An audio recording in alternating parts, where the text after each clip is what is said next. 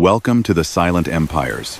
Tonight, our story follows Rosario Gambino, a man whose name became closely tied to power, family, and quiet influence.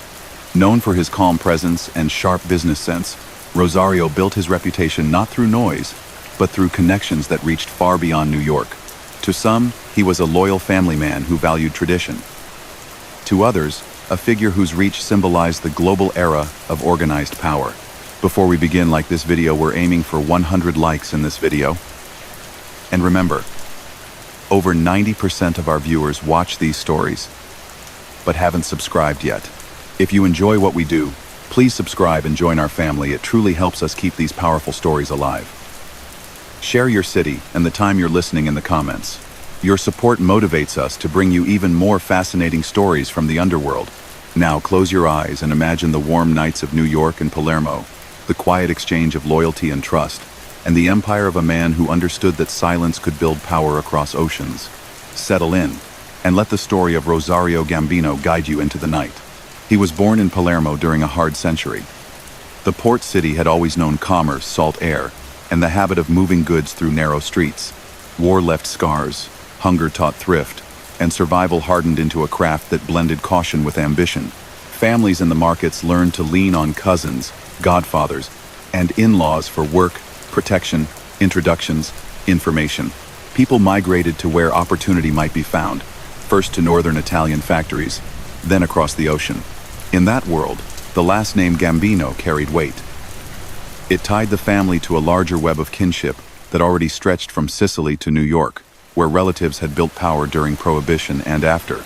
That bloodline didn't guarantee wealth. It did mean doors opened easier, calls were returned faster, and a young man could meet the right people before he turned 30. Rosario grew up with brothers, Giuseppe and Giovanni, who would later be known in America as Joseph and John. They carried the energy of younger sons, willing to work long hours, build small businesses, and keep low profiles. Their moves were not loud. They traveled as many immigrants did, with papers, a plan, and the phone numbers of cousins who knew the city. Brooklyn had enclaves that felt like home. Then Camden County in suburban New Jersey offered space, parking lots, and the kind of strip malls where a family could open a pizzeria, a bakery, or an import company without drawing headlines. Cherry Hill was tidy, safe, and close enough to bridges that led to ports, wholesalers, and the New York neighborhoods where Sicilian dialects rolled through cafes like steam from espresso cups.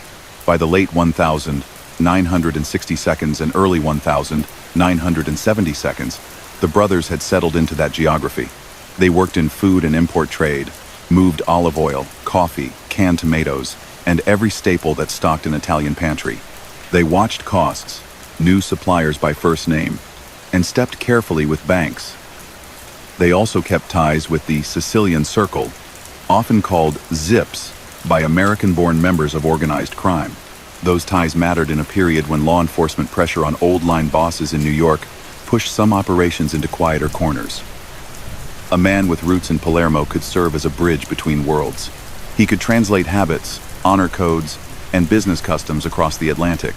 He could also, according to agents and prosecutors who would later spend years on the case, help move a different commodity through those same channels. Heroin transformed the landscape. Earlier generations had made their money through gambling, loans, and labor rackets. Narcotics promised profits that dwarfed the rest, along with risks that escalated every month. The famous French Connection pipeline had been disrupted, but the appetite in American cities never faded. Sicily, with its ports and its secret societies, became a hub for supply that could be routed through Europe and Canada to the East Coast. Investigators would later claim that members of the Sicilian network used legitimate shipping orders, courier travel, and cover businesses to mask the flow.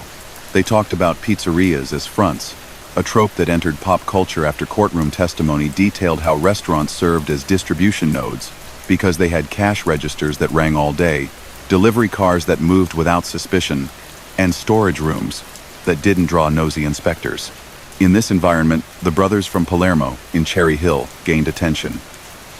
Neighbors still saw a family that attended baptisms and weddings, paid taxes, and kept tidy storefronts. Law enforcement saw a pattern: calls to Sicily at odd hours, visitors with arrest records in Italy, sudden growth in capital that didn't match pizza dough and espresso sales. Agents from New Jersey, New York, and federal offices compared notes. They tracked license plates, pulled phone tolls, and planted microphones where judges permitted. The paper trail lengthened. Names repeated in different places. The surname Gambino made any file thicker because it connected to the famous Manhattan-based crime family. In court filings, the government would later describe the Cherry Hill Group as a Sicilian faction that worked with the larger New York organization while maintaining its own leadership, rules, and loyalties. Defense attorneys would say this was guilt by association, that the businesses were real, the profits clean, and the travel innocent. Rosario moved inside that debate with a calm that impressed people who met him.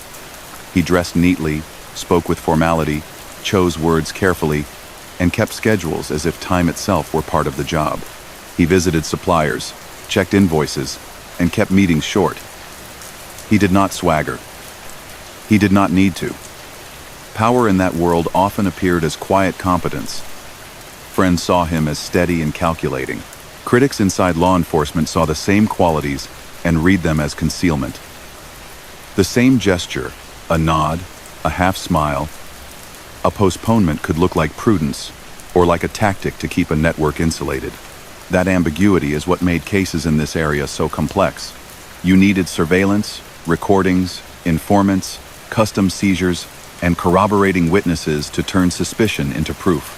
By the mid-1970s, major cases against Sicilian traffickers on both sides of the ocean began to take shape. Italian magistrates pushed forward with investigations that would lead toward the Maxi trial. In the United States, federal prosecutors linked seizures of heroin in New York and New Jersey to names that recurred on wiretaps. The outlines of a transatlantic scheme hardened.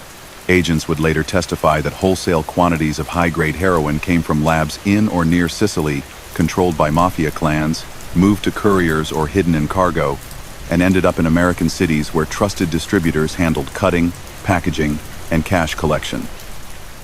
This is the story that appears in indictments and verdicts. The defense narrative, repeated over years by members of the families involved, said those accusations overstated relationships, misread routine business calls, and relied on witnesses who bargained for leniency. For Rosario, the spotlight intensified as reporters began to use the label Cherry Hill Gambinos. Media attention can be imprecise, yet it accelerates proceedings. Public curiosity adds pressure to prosecutors and judges, and every court date becomes an event. In that glare, the brothers tried to maintain normal routines. They showed up at their stores, sent kids to school, and tried not to feed the image of a suburban cartel. But the rhythm of law enforcement work is relentless. Investigations moved step by step, a customs inspector pulling a suspicious shipment, a confidential source offering a time and place, a judge signing a wire order, a translator decoding slang that sounded like grocery lists. Momentum built. In homes and offices across North Jersey and Brooklyn, phones clicked. Conversations shifted from casual to cautious. When the first arrests landed, they did not come as a surprise to anyone paying attention. Indictments listed conspiracy, narcotics distribution, and later, in some linked cases, RICO counts that allowed prosecutors to treat a pattern of crimes as a single enterprise. Charges named defendants in clusters, showing lines between Sicily and the United States, between importers and distributors. Rosario's name appeared among them in federal papers. He was taken into custody, posted bond under strict conditions, and fought the case with experienced counsel. In court, prosecutors sketched a network tied to Sicilian clans and the American Gambino family. They described phone calls, meetings in parking lots, coded language on tapes, and cash flows that didn't square with pizza sales. Defense lawyers cross-examined agents, challenged translations, questioned the credibility of informants, and insisted that the government saw patterns where none existed. During that period, community reactions split. Some neighbors in Cherry Hill expressed disbelief that friendly shopkeepers could be involved in major narcotics activity. Others said the signs had been there if you connected them. Expensive cars, late-night visitors, relatives with reputations in Brooklyn, churches, and social clubs felt the strain because many people knew the family across a generation. And friendships do not dissolve because the evening news leads with a sweep of arrests. On the other side, agents felt vindicated that years of surveillance had matured into indictments. They also understood that trials in this arena are marathons, built on chain of custody evidence and the endurance to keep each exhibit straight in front of a jury for months. Rosario held his composure through the grind. He listened intently, consulted quietly with attorneys, and rarely gave reporters a line to run with. If asked, he insisted he was a businessman, not a trafficker, that he had roots in Cherry Hill and a family to care for. Prosecutors, for their part, kept returning to tangible items, recordings, ledger sheets, witnesses who had carried packages and counted bundles. Journalists later wrote that this period defined the public view of the man, reserved, unflappable, and locked in a contest with a system that claimed he stood at the American end of a Sicilian heroin pipeline. However one reads that portrait, no one doubted his endurance. He showed up, day after day, to a courthouse where the stakes could not have been higher. The years that followed would bring verdicts, sentences, appeals, and collateral stories that pulled in politics and immigration courts. Before that, there was the simple reality of a household in New Jersey where a patriarch faced the possibility of decades in federal custody. It is easy to speak in abstract terms about organizations and networks.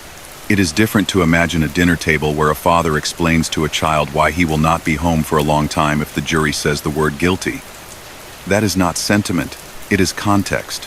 This story looks at power, profit, and the machinery of the state. It also looks at the quiet rooms where consequences land. As the 1,980 seconds opened, the climate hardened. Federal tools sharpened through RICO and drug statutes, and Italian prosecutors tightened coordination across the Atlantic. The so-called Pizza Connection case loomed in New York, painting a broad canvas of Sicilian supply and American distribution.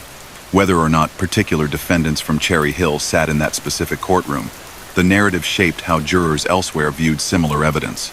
The Gambino name, already heavy with notoriety, gathered another layer. For Rosario, this meant every allegation resonated louder.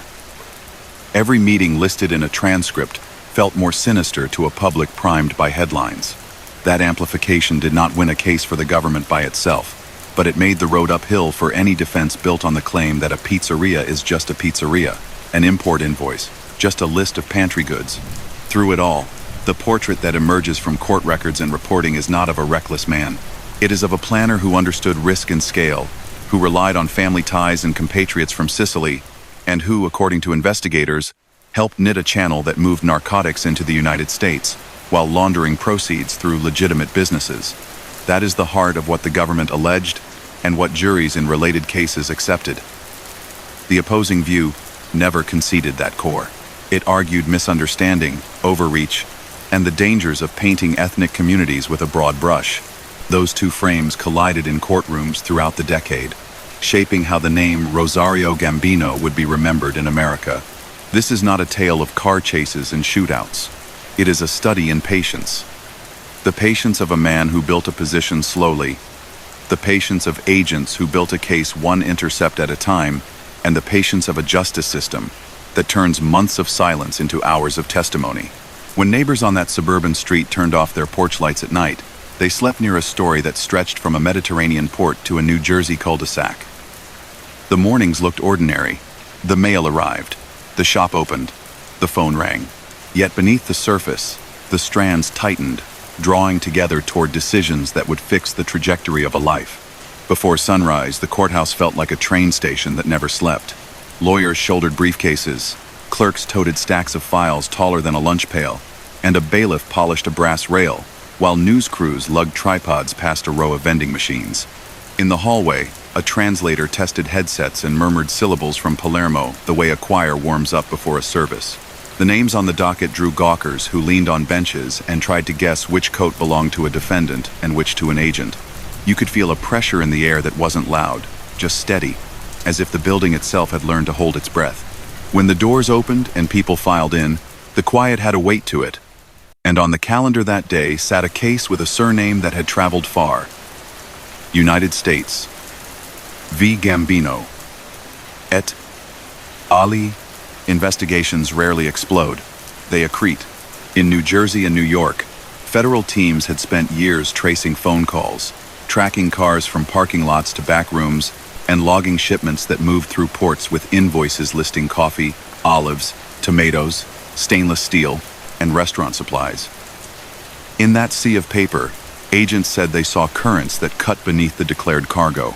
Some seizures in the region, in earlier years, had tied back to Sicilian producers through intermediaries who spoke the same dialect as the men running busy pizzerias and import stores in suburban towns. The government's theory in this prosecution was that a chain ran from labs controlled by Sicilian clans to a handful of trusted couriers, then to distributors tucked into legitimate businesses. That is what the indictment alleged. Defense counsel said the story was fiction stitched from coincidence, gossip, and mistranslations. Rosario arrived in court with his collar straight and his expression unreadable. He had been living under bond conditions that limited travel, required check-ins, and kept his days tightly scheduled.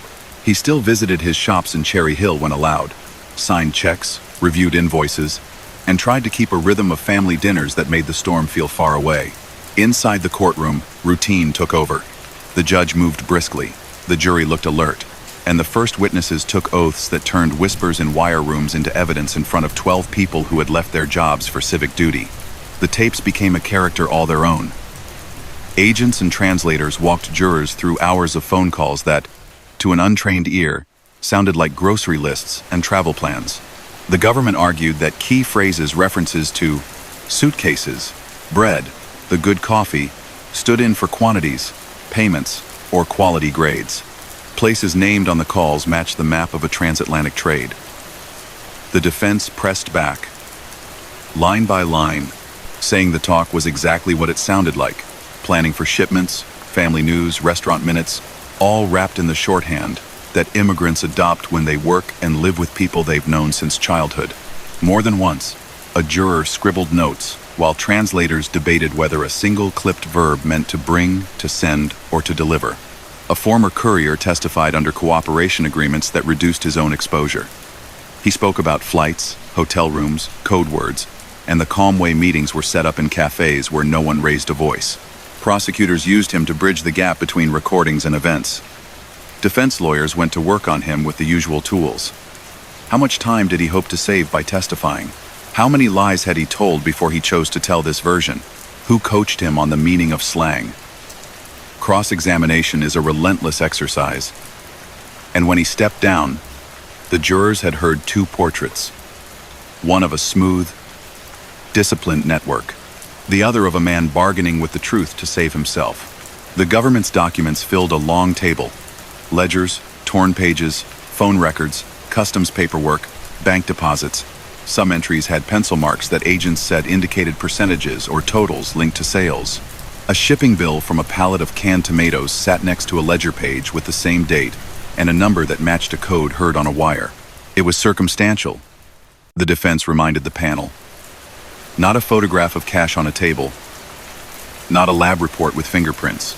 Still, prosecutors told the story of a pattern, and patterns are what racketeering and conspiracy cases lean on when single snapshots don't exist. Rosario's position in the story, according to the government, was that of a coordinator in the American end of a Sicilian-driven supply line. He knew the players in Palermo, the ones in Milan and Zurich who handled money, and the ones in New Jersey who kept businesses humming so cash could mix with receipts from tomato pies and espresso. He did not pound the table in meetings or micromanage drivers, the witnesses said. He kept schedules, brokered introductions, and made sure that debts were met. The defense countered that he was a merchant with long-standing ties to importers, that conversations about schedules and deliveries belonged to a legitimate trade, and that the government wanted to turn a surname into a conviction. Outside the courtroom, the atmosphere crackled. Reporters asked neighbors what they thought, and most replies split along familiar lines. Some said they were shocked. Some said they always suspected something lay behind the success of a few shops that seemed to do too well on quiet weekdays. Community leaders worried that a whole immigrant neighborhood would be painted with one brush. Priests reminded people to be careful with judgment. Agents arriving each morning kept their heads down. They knew criticism would come if they lost, and even if they won. For them, this was one case in a broader campaign that, in the same decade, included the sprawling Pizza Connection prosecution in Manhattan. Even when defendants in Cherry Hill did not sit in that courtroom, the narrative from the Pizza Connection trial hovered over every conversation. Sicilian syndicates, restaurants as fronts, coded calls, cash counted in basements, money moved through European banks. When the jury retired, the room exhaled. Days ticked by in slow motion. On the morning the verdict came, the courthouse again filled before the sun was high. In crisp sentences, the foreperson read guilty on conspiracy and related narcotics counts for Rosario. There were acquittals and mixed outcomes for some co-defendants, showing jurors had sifted through evidence rather than rubber-stamping the indictment. For Rosario, the path ahead shifted from defense to mitigation. Sentencing memoranda arrived. Letters described a father, a husband, a provider, a man who kept his head down and held his family together. Prosecutors filed their papers too, focusing on the scale of what they said flowed through the network and the damage narcotics did to neighborhoods far from Cherry Hill's cul-de-sacs. At sentencing, the judge spoke soberly about organized criminal conduct, transnational connections, and the need for punishment that deterred others from treating narcotics as just another line on a balance sheet. The term the court imposed was long. It meant that, absent a successful appeal or a later reduction, Rosario would spend decades in federal custody. He was let out through a side door as lawyers packed their bags and clerks stamped orders. The machinery of court life moving forward even as a household in New Jersey absorbed a shock that would reshape it. Prison life is measured in routines. Intake, classification, a cell assignment, a job in a kitchen or on a mop crew. Yard time, count time, mail call. Rosario adjusted. He read, kept to a schedule, and learned the rhythms of a world where gossip travels faster than the commissary line. He spoke by phone when he could, timed to the dinner hour in Cherry Hill, so he could hear familiar voices at a kitchen table where a chair had gone empty. In the law library, he met others who lived by motions and deadlines. Appeals began, first to the circuit court, then petitions for higher review. The appellate court upheld the conviction. The Supreme Court did not take the case. Years took on the feel of a ledger where the balance mostly stayed the same. Meanwhile, the larger story of Sicilian and American organized crime kept turning. In New York, the Pizza Connection case ended with convictions that validated the overall picture of a heroin conduit that used food businesses as camouflage. In Italy, magistrates drove forward with the Maxi trial, and Palermo's clan suffered blows that exposed their reach and their brutality. In the Gambino family in New York, leadership on the American side changed through indictments, deaths, and promotions. Journalists grouped Rosario and his brothers under the label Cherry Hill Gambinos, a shorthand for a Sicilian faction tied by marriage and business to older American lines. His siblings built their own reputations. They faced indictments in separate cases and defended themselves with mixed results. Through it all, Rosario sat in federal greens and watched from a distance, a man whose relevance to new cases appeared in footnotes and background paragraphs. The 1,990 seconds brought a different kind of public scrutiny that had nothing to do with drug ledgers or wiretaps. Clemency debates in Washington sometimes drifted into the world of organized crime when high-profile names asked for mercy. As President Bill Clinton's term neared its end in 2001, press reports later revealed that his brother, Roger Clinton, had fielded inquiries from people seeking help for prisoners, including Rosario. News accounts and congressional hearings aired claims that middlemen had sought fees to push clemency petitions. The White House denied any wrongdoing. No pardon or commutation issued for Rosario.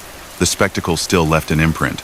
Overnight, his name jumped from court filings and local newspapers to national broadcasts, not for a new charge, but because it sat in the orbit of a Washington story about access, influence, and the limits of executive grace.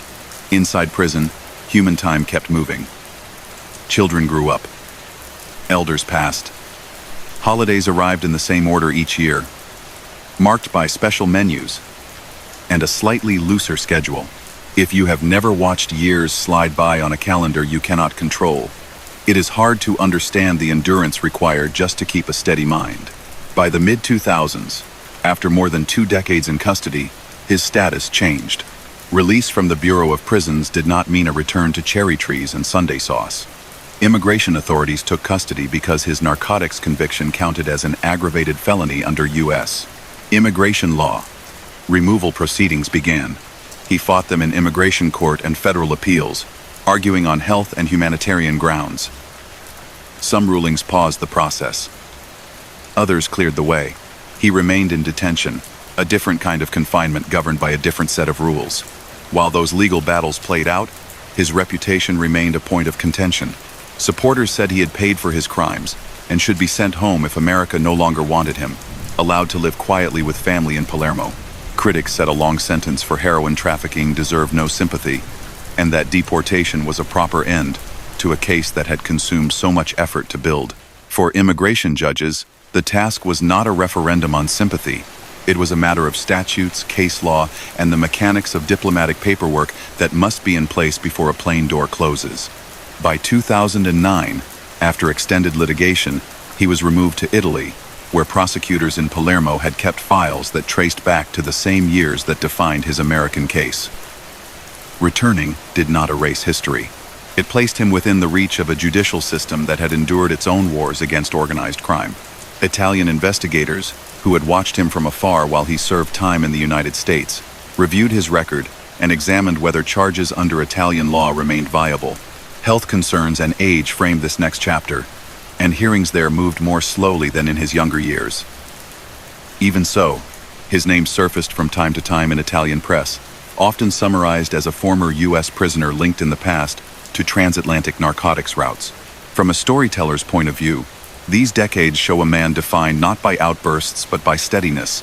In youth, that steadiness took the form of meticulous habits that served both legal business and, according to federal juries, illegal trade. In custody, the same temperament allowed him to adapt to a life of rules and repetition. The legal record, not rumor, carries the weight here. A conviction for narcotics, conspiracy, and related counts. A long federal term. Failed appeals. A headline. Drawing. Unsuccessful bid for clemency. Immigration detention. Removal to Italy.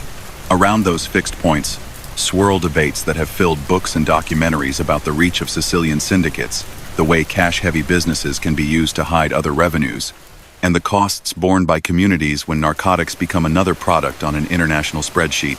The suburban street where this story began did not freeze in amber while all this unfolded. Stores changed hands.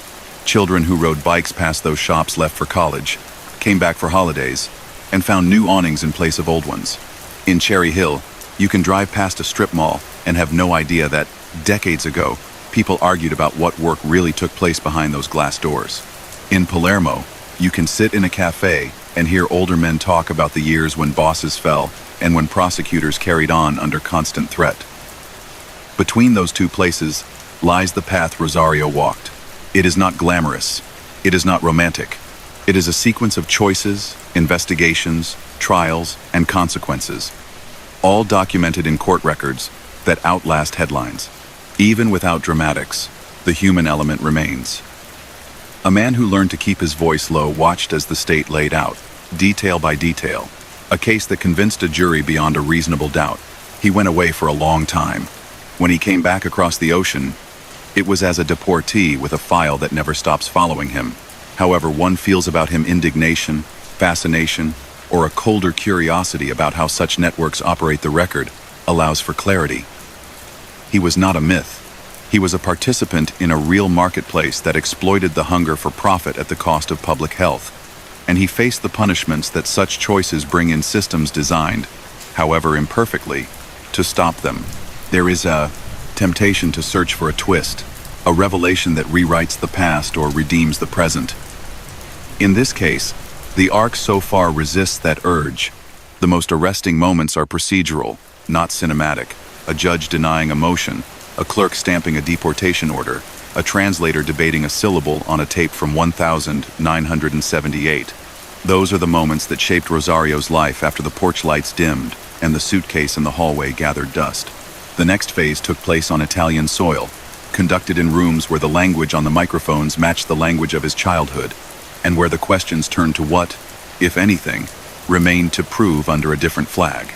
Dawn slid across the water in Palermo the way a curtain pulls back from a stage. Fishing boats hummed, gulls picked at the tide line, and an older man in a dark jacket paused at a curb to watch the market wake. Crates thumped onto cobblestones. A barista snapped on a neon sign and stacked cornetti. People who remembered the 1,970 seconds glanced twice, and whispered because the name on so many American indictments had found his way home. He kept his pace slow and unremarkable, as if long stretches behind fences had trained him to blend into morning traffic. On a balcony above, a woman shook a rug, not caring about the history below, while across the street, two men in an unmarked car made notes and passed a plastic cup of espresso back and forth. In Sicily, time and attention stretch long, and arrivals like this one rarely go unnoticed. When he landed back in Italy after removal from the United States, paperwork followed. The record built across decades did not evaporate at customs. Prosecutors in Palermo kept files thick with memos, translations, and clippings that traced the arc of a transatlantic trade the courts in New York and New Jersey had already sketched. Italian law has its own tools for people linked to Mafia associations, including surveillance and preventive measures, aimed not at punishing a specific act, but at disrupting structures that authorities argue undermine civic life. Those tools are debated fiercely by civil libertarians and embraced by magistrates who spent their careers battling organizations that thrive on silence. In rooms where microphones picked up Sicilian vowels without a need for translators, his past met a legal system that knew his surname and the neighborhoods he came from. Life under watch in Palermo has a rhythm. Visits to a doctor, a walk to a church, a short ride to see a relative, those simple things draw lines on a map that investigators study. Men who had once shared tables in New Jersey knocked on doors quietly now, speaking in low tones about children who were grown, about funerals attended, about a world that had changed while they were away. He was older, slower, and careful. He talked about health more than he had as a younger man. The gossip around him mixed the past with the present. Some asked whether he would be charged again. Others said age had cooled the fire in that generation's belly. The police did what they always do. They recorded, compared, and filed. Italy in those years still felt the aftershocks of the Maxi trial and the years of terror that framed it. Names like Falcone and Borsellino were etched into the country's conscience, and their work had changed the way cases were built. Paper trails mattered, wiretaps mattered, and the old unwritten rules that once kept members from speaking had been cracked by defectors who described meetings, rules, and the way money moved.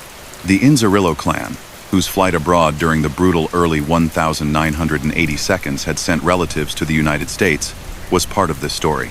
Over time, a cautious return of that diaspora took place, closely monitored by both American and Italian agencies. The idea that Palermo and New York existed as two halves of a single market was no longer theory. It was common knowledge in units dedicated to organized crime. That context framed any mention of the brothers from Cherry Hill. Reports in that period describe inquiries, hearings, and checks on whether statutes allowed fresh prosecutions against men already punished abroad. In some matters, time bars stood in the way. In others, investigators pursued broader associations without alleging specific recent acts. Through lawyers, he denied involvement in current crimes and pointed to years spent in U.S. prisons as proof that he had already paid dearly. Health issues added another layer, as judges balanced surveillance requests with the reality that age carries its own limits. For a figure who had endured the long machinery of American justice, this phase felt like living inside a spotlight that dimmed but never went completely dark. Meanwhile, the Atlantic Bridge he had once been accused of tending did not vanish because its old caretakers grew older. The network evolved. Younger relatives and associates built new lives in Staten Island, Brooklyn, Bensonhurst, Queens, and New Jersey's quiet towns. Some entered legitimate businesses unconnected to old trades. Some did not.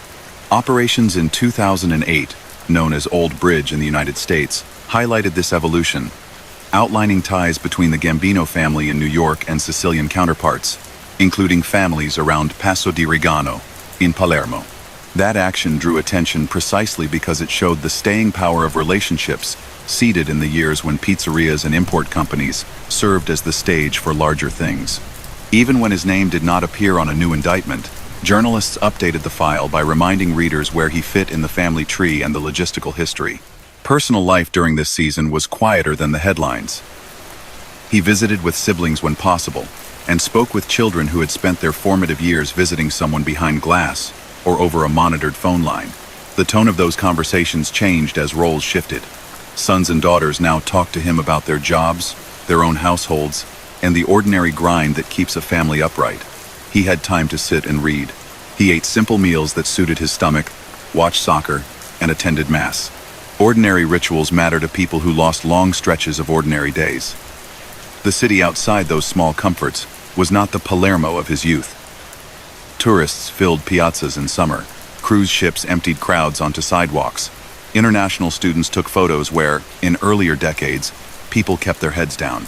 Stories about clemency popped back into the news in the late 2010 seconds, this time in Washington under a new administration. Some media outlets reported that allies and advocates had tried to get his name into conversations about pardons or commutations. The White House reviews clemency through a process that includes the Justice Department's Office of the Pardon Attorney, and not every approach goes through formal channels. According to those reports, the idea was floated and then died. No relief came. He remained where he was, in Italy, with his record intact. The coverage stirred a familiar debate. Critics called it proof that notoriety tempts those who see power as a way to erase the past. Supporters said that age, illness, and time served should matter, that society can be firm without being unyielding. The result was the same as it had been in the previous administration. Nothing changed. His brothers' paths drew their own conclusions. Giovanni, known in America as John, had been a central organizer in the Sicilian cohort that settled in the New York area. He faced charges in the 1,980 seconds and 1,990 seconds, pleaded to racketeering later in life, and eventually died peacefully, decades after the first headlines attached the phrase Cherry Hill to the family name. Giuseppe, called Joseph, lived lower in the spotlight than John, but appeared in case files and press reports over the years that mapped the group's fortunes.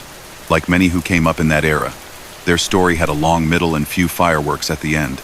The men who filled courtrooms in their 40s faded into old age under medical care, leaving behind paperwork that will sit on shelves as source material for scholars, reporters, and anyone else trying to understand how a criminal marketplace grew, adapted, and was contested across borders. For all the attention on transactions and prosecutions, what made this saga endure was the way it threaded itself through normal places.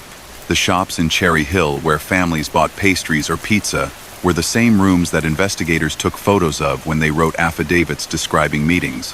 In Palermo, the cafe counters and card tables where older men sipped coffee were not exotic hideouts. They were ordinary social spaces in neighborhoods where everyone knew everyone else's grandmother.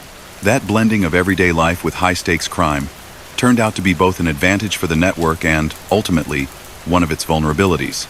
When law enforcement learned the rhythms of those rooms, how often certain faces appeared, who called whom, and when the ordinary became evidence. There was no romantic speech about retirement. There was no resignation letter. What came instead was a tapering. A man who had once been a hub in a contested narrative lived out his later years with his circle tightened.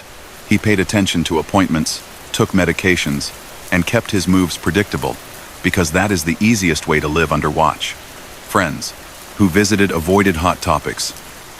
They spoke in generalities about the past, about mutual acquaintances, about the state of the city. He did not grant interviews. He did not seek the camera. The only times his name jumped back into headlines were when someone else's case reached for the history that made sense of a new arrest. People in his position learn to expect that. They know their past will continue to cast shadows on events they did not direct. Across the ocean, the American families whose reputations gave his surname its gravity went through their own cycles. Bosses rose and fell. The government used RICO and long sentences to stir defections, and those defections fed more cases.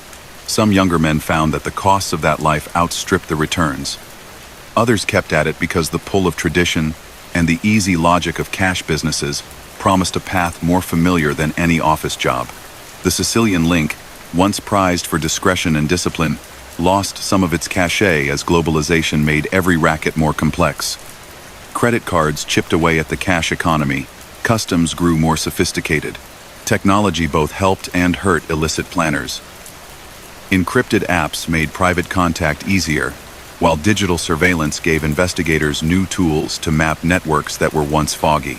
Every so often, a law enforcement sweep in Sicily would cast a net wide enough that his name appeared in the story as a reference point.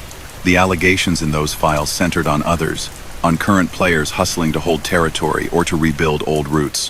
When asked by reporters, Prosecutors would acknowledge the history and return to the present. Old names frame the plot. They do not write the new script. That distinction matters in a place where memory is long, and where it is easy to let the past stand in for evidence. For his part, he lived quietly in the knowledge that his public identity had been fixed a long time ago. He remained under the eye of a system built precisely so names like his would never drift far from attention. If you ask people who lived near him in his last years what they remember, they will talk about routines, a walk at a set hour, a stop at a cafe where he exchanged a few words with a baker who had grown up hearing stories about indictments and arrests in places he had never seen. A pause by a church door on feast days. That is the way old men are often described in Italian neighborhoods, whether or not they once sat in rooms where serious decisions were made. Friends who knew the other version's schedules, shipments, coded calls, careful introductions kept those memories to themselves.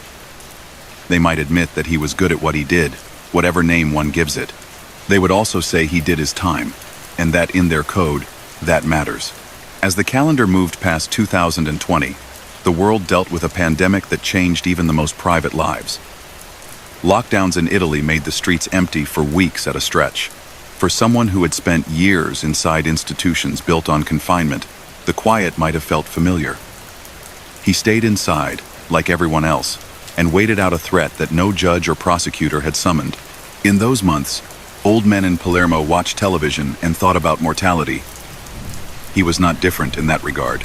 He had lived through war's aftermath in childhood, a transatlantic move in youth, the fevered prosecutions of the 1,980 seconds, and the long churn of appeals and petitions.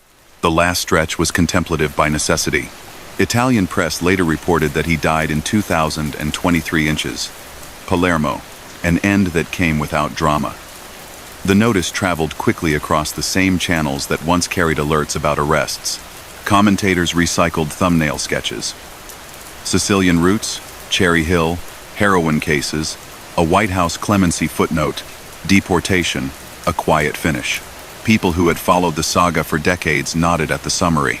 Newer readers saw a snapshot of a life caught between a family name that means power in two countries and paperwork that does not forget. There were no public funerals where crowds chanted, no movie scenes. A handful of relatives gathered, as families do, and closed a chapter that began long before social media turned every obituary into a referendum. What remains after such a life is a record. Court dockets in Newark and Brooklyn, transcripts with arguments about the meaning of a phrase in Sicilian, and whether it pointed to olives or something worth far more and far worse. Photos taped into evidence binders, showing storefronts that look like any other storefront in a suburb, where nothing much happens. And comments from judges who, at sentencing, described the harm that narcotics do to people who will never be named in any legal opinion, people who stumble into treatment clinics without a headline to their name. Those voices mattered in the balance that sent him away for a long time. They still matter when anyone tries to weigh the story with sympathy or contempt. If you put your finger on a map and draw a line from Palermo's markets to Cherry Hill's strip malls and back again, you trace more than one man's path. You draw the outline of a period when migration, kinship, and commerce combined to create opportunities both legitimate and corrupt. He was a participant in that era, not its inventor, not its last survivor. He started as a careful, disciplined figure whose calm made him valuable. He ended as an elder whose quiet made him unthreatening. In between, he went from suspect to defendant, to prisoner, to deportee, to an old man on a sidewalk by the sea. The steps are simple to list and hard to live. They show a person who chose a line of work that promised money and demanded secrecy, and who, when the veil was lifted, met consequences that followed him across borders and right up to the last pages of his story. In the end, Palermo's mornings kept arriving the same way. Market stalls went up and came down. The scent of oranges drifted through narrow streets. Young people hurried to jobs that had nothing to do with the battles their grandparents told them about. Somewhere a clerk updated a file, logged a report, and closed a drawer on a surname that, for a time, stitched together a city by the water and a town in New Jersey. The porch lights that opened this tale burned in different neighborhoods, and the ledgers that once tracked profits and losses gave way to memories in the heads of people who still remember when certain calls carried more weight, when certain handshakes meant more, and when a calm man in a tailored jacket moved through rooms where decisions were made quietly and consequences echoed for decades. In the years after he came home to Sicily, People who care about accuracy began to sort his story into chapters that made sense.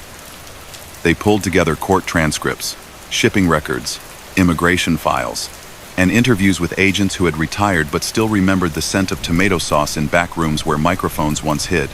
That sorting does not change what happened, but it helps show how a man who looked like any other shop owner in New Jersey ended up at the center of a case that spanned oceans. His name had always carried echoes: Palermo markets, Brooklyn corners, Cherry Hill strip malls, but the thread that tied those places together was method, not myth.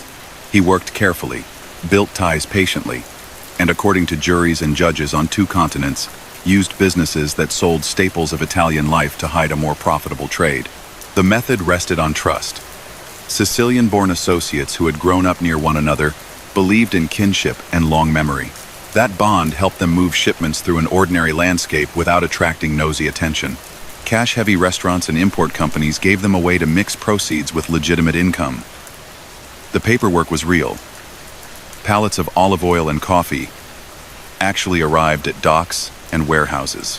What the cases in New Jersey and New York alleged is that alongside the real merchandise came contraband from labs linked to Sicilian clans, routed through couriers or hidden compartments. None of this looked theatrical. Drivers carried invoices that matched what they claimed to be moving. Clerks stamped forms. The disguise worked because it piggybacked on everyday commerce. A turning point arrived when federal teams learned to listen in a new way. Title III wire orders allowed microphones in phones and offices. Agents began to hear conversations that sounded harmless until patterns emerged. References to bread and coffee were not always about snacks. A suitcase was not always for shirts. Translators from southern Italy explained how certain clipped verbs and slang might point to quantity or quality. It took time to convince jurors that phrases could carry layered meanings, which is why prosecutors returned again and again to pairs of items. A call on Tuesday in which the good coffee gets a nod, and a ledger entry on Friday with a number that the government argued matched street value. In that world of inference, the role assigned to him was coordinator, someone who did not do handoffs in alleys, but made sure delivery windows, cash pickups, and introductions lined up. He was not the only figure under the microscope. His brothers worked beside him in Cherry Hill and nearby towns. They kept storefronts open, greeted customers, and flew to Palermo often enough that agents kept a log just of trips. Relatives by blood and marriage in Sicily linked the family to neighborhoods around Passo di Regano, an area long discussed in reporting about clans that controlled processing and movement of contraband during the years when the French pipeline had faded. On the American side, older bosses in New York saw the value in a disciplined Sicilian cohort willing to keep a low profile, settle into suburbs, and let restaurants serve as both family income and logistical cover. Reporters eventually bundled them under a label that stuck: the Cherry Hill Gambinos. Cases built in that decade often reached across courtrooms. The Pizza Connection prosecution in Manhattan became the emblem, a giant canvas showing the same basic structure that smaller cases elsewhere portrayed: supply in or near Sicily, distribution through restaurants and import houses, money cycled through Europe. His own trial in New Jersey occupied a narrower stage but drew oxygen from that wider narrative. Jurors brought in from normal jobs learned to read coded talk, listened to hours of tapes, and heard cooperators describe flights, hotel rooms, and quiet meetings set up with the precision of a business itinerary. Defense lawyers worked hard to peel apart assumptions. They reminded the jury that Sicily is a small world, that cousins call cousins all the time, and that merchants discuss deliveries, invoices, and quality as a matter of course. The verdict showed which story the panel believed. After sentencing, the public mostly lost sight of him, except for periodic bursts of coverage. One came when his name appeared in reports about efforts to secure clemency at the close of President Bill Clinton's term. Accounts in the press, and later in hearings, described intermediaries trying to use access to get consideration for a commutation. The White House denied wrongdoing. No relief came. Another burst arrived when immigration authorities held him at the end of his federal time, because drug convictions trigger removal under U.S. law. He fought, citing age and health, and lost. The calendar in that phase looks stark. Conviction in the early 980 seconds, decades in the Bureau of Prisons. Immigration custody after release. Deportation in 2009, quiet years in Palermo under watch. What stayed constant in every chapter was how law enforcement learned to map networks without relying on showy seizures alone. Agents built charts that linked phone numbers, bank deposits, and travel. They learned to compare a spike in calls to one region with a spike in deposits days later. Customs officers flagged containers based on sender and receiver history, not just random checks. Assistant U.S. attorneys and Italian magistrates traded notes through formal channels. Mutual legal assistance treaties turned what used to be rumors into exhibits with stamps and signatures. That cross-border cooperation explained how a man anchored in Cherry Hill could be tied in official papers to events in a Palermo backroom and a Zurich office, where a banker knew when to ask fewer questions. Inside that machinery, he played his part with reserve. Guards who worked the ranges where he spent his years in custody remember him as quiet, never loud. A man who understood that attention is a currency he could not afford. Fellow inmates tagged him as someone who stuck to routines. The mop in the morning, the yard at a set hour, the law library on a schedule. He wrote letters in neat script and kept a short list of phone numbers. There are no sensational stories from inside, no riots attached to his name, no standoffs. That said something about him, and something about how federal time flattens people into habits that make days survivable. The crimes that put him there are spelled out in the docket. Conspiracy to distribute and import heroin, use of legitimate businesses to facilitate that trade, and participation in a network with clear lines back to Sicilian producers. Related matters touched associates who handled cash, arranged passports, or ferried messages when someone else did not want to use a phone. Those counts suggest a skill set: logistics, patience, and fluency in two cultures. They do not point to street brawls or public displays. They point to ledgers, schedules, and the kind of meetings where everyone already knows the plan before a word is spoken. When he reached Italy again, his world narrowed but did not vanish.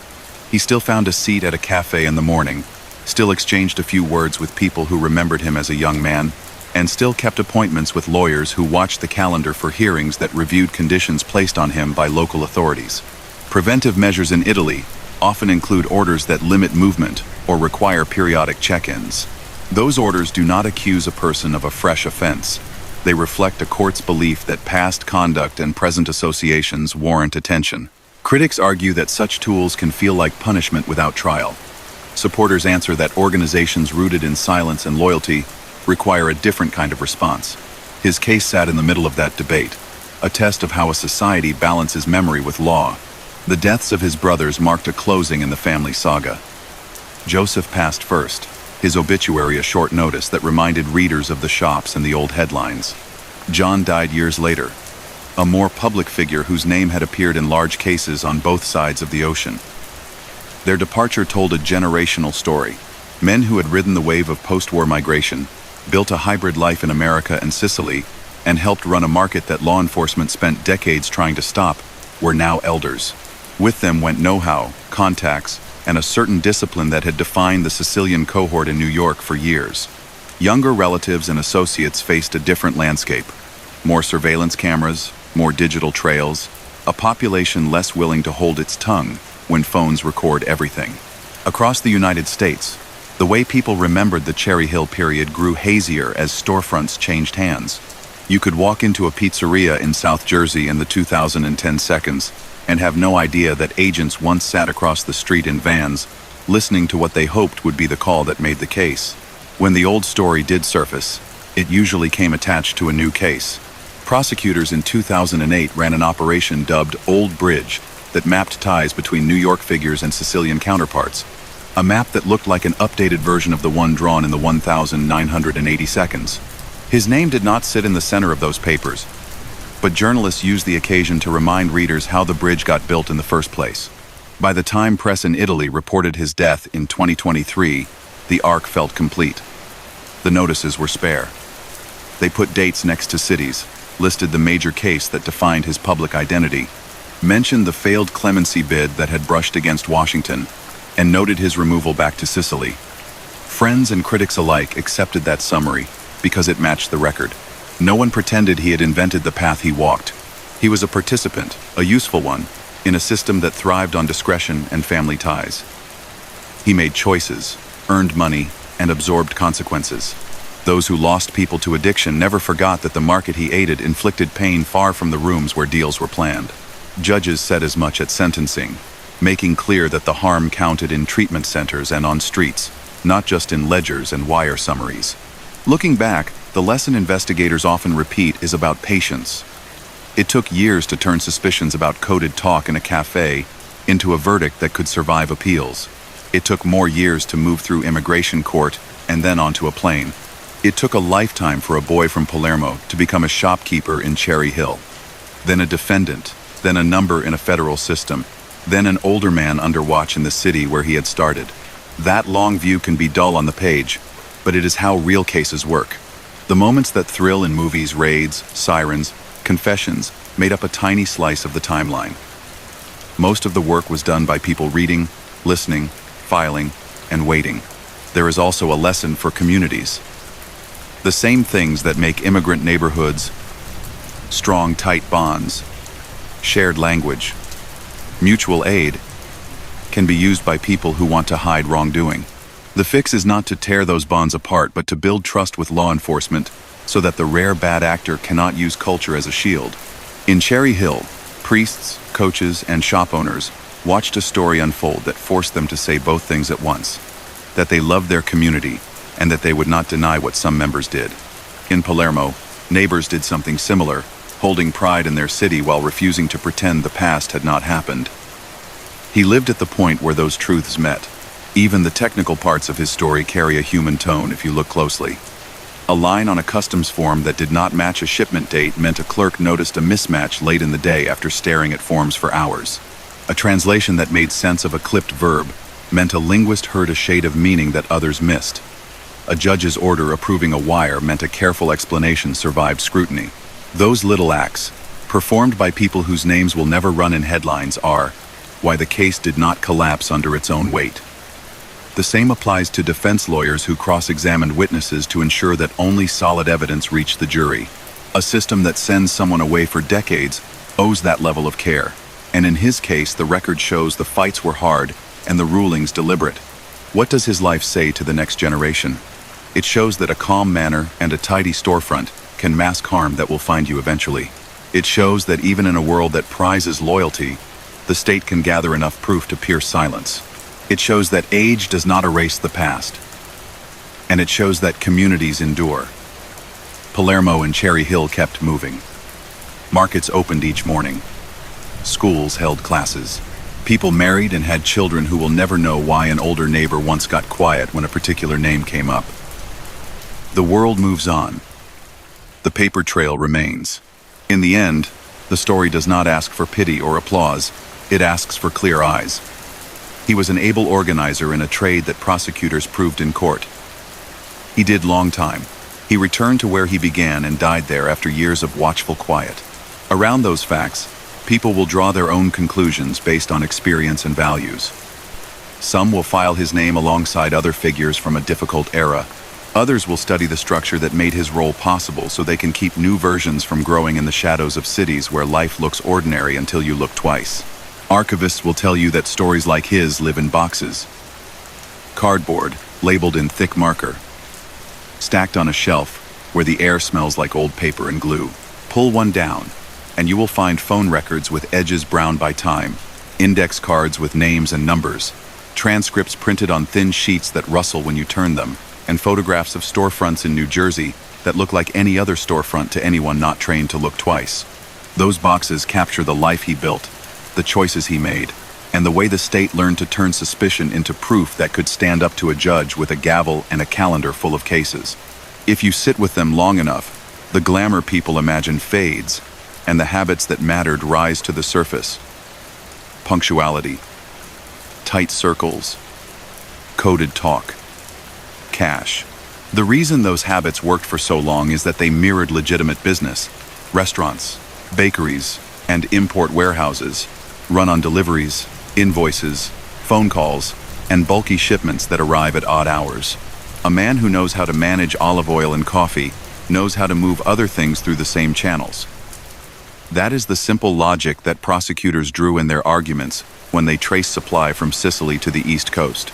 They did not claim flamboyant heists or daring escapes. They said that merchants who shared a dialect and a code of behavior used their real trades to hide a different line of work that paid more and demanded secrecy. Courts agreed when they saw the accumulation. Ledgers with percentages, calls that matched deliveries, witnesses who knew which suitcase carried shirts and which carried something else. People who study that era often talk about the zips, a nickname American-born members gave to Sicilian migrants for their rapid speech and different customs. The label carried a mix of respect and suspicion. Older bosses in New York valued the discipline the newcomers brought. They settled in quiet towns, stayed away from flashy nightclubs, and ran businesses that made sense for their backgrounds. They also formed circles that were hard for outsiders to penetrate, even for American-born members in the same organization. The Cherry Hill Group fit that profile. 3 brothers from Palermo made a life in South Jersey and built links to cousins and in-laws in New York. They spoke the dialect that tied them to neighborhoods around Paso di Regano and to families whose names appear again and again in court files from both sides of the Atlantic. Those names often intersect with the history of narcotics in the late 20th century. When the French supply line collapsed, production shifted to places where clans already controlled territory and ports. Sicily, with its mix of tradition and access, became a hub. The product did not move by magic. It moved by people who knew how to keep their heads down and their schedules straight. Couriers carried coded instructions, and the men at the center of the web kept their phones busy while never saying the word that would make the case easy. That is why translators became central to prosecutions. A single clipped verb in Sicilian carries shades of meaning. In courtroom after courtroom, you can read pages where experts explain how a phrase that sounds like chatter about coffee can point to quality and price in a different context. The defense attacked those readings, and sometimes they scored points. In the end, jurors in his case accepted that the patterns told a story more persuasive than coincidence. When verdicts came in and sentences were handed down, the press did what it always does. It looked for the headline. 45 years reads like a headline. It signals the court's view of scale and harm. The public saw a number. Families saw the calendar stretched out flat. In federal custody under the old sentencing rules, parole could cut that number down, but time still moves slowly when your days are measured by count, chow, work, yard, count again. He adapted. He did chores, kept his voice low, read, wrote to relatives, and learned which days mail arrived. The legal fights shifted to appeals that picked at translations, chain of custody, the weight of circumstantial proof, and the reliability of cooperators, panels affirmed. He filed petitions. Doors stayed closed. The clemency episode at the end of President Clinton's term is one of those moments that people still bring up because it shows how notoriety ripples outward. News outlets reported that intermediaries tried to get his case into the conversation for a commutation. Roger Clinton's name appeared in those stories, raising questions about access and influence. Hearings followed. The White House denied wrongdoing. No relief came. For him, it meant that the lights of national media swung in his direction for a week and then moved on. He went back to the routine that defines long sentences. Outside prison walls, neighbors in Cherry Hill told reporters the stories they always tell after a big case. He was courteous. He paid his bills. He came to baptisms and weddings. Agents said that was exactly the point. People who run hidden trades try to look like anyone else. Release after more than 2 decades did not bring freedom. Immigration agents stood at the gate. The law treats certain narcotics convictions as automatic grounds for removal.